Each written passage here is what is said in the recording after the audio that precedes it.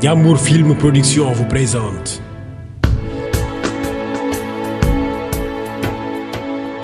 la ma daloon daaw nag bëgguma dal ma xalu pël-pël yi ren moom ay xarit fonkal laawut. yaa ngi porté plainte sa papa yow benn yoroo say nalaw doyul. yow père doo ma dimbali. li koñ bi nag di muñ-muñee man mii maay ki koy lijjanti or bi dana génn tey wala ma taal kër. romb ñu béggee ñu dal jàmm dem yoonam nga ni dafa soow. moom daal fekkente ne du am benn problème coolul mën naa ko gérer. kii ay affaire wóorul man de doyuma man. da ngay def opération tabaski sa xar yi mën ma ñëw def ko nan man. leen sang yow père da ngaa réew de.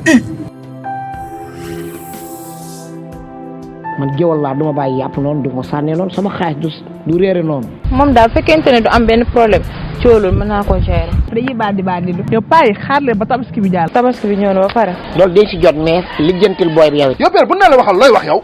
lu bari. paa bi daf ma woo père Diaz na ma koñ bi temps ay agression dafay nekk. eh bien yow merde yow fessé.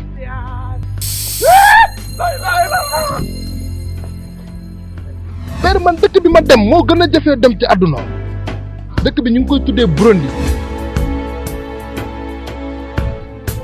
waa lii moom dama daala wala ruuti wala kurdu boobu. yoruma ñaari salaamaaleykum puso yoruma ko. man ngay door.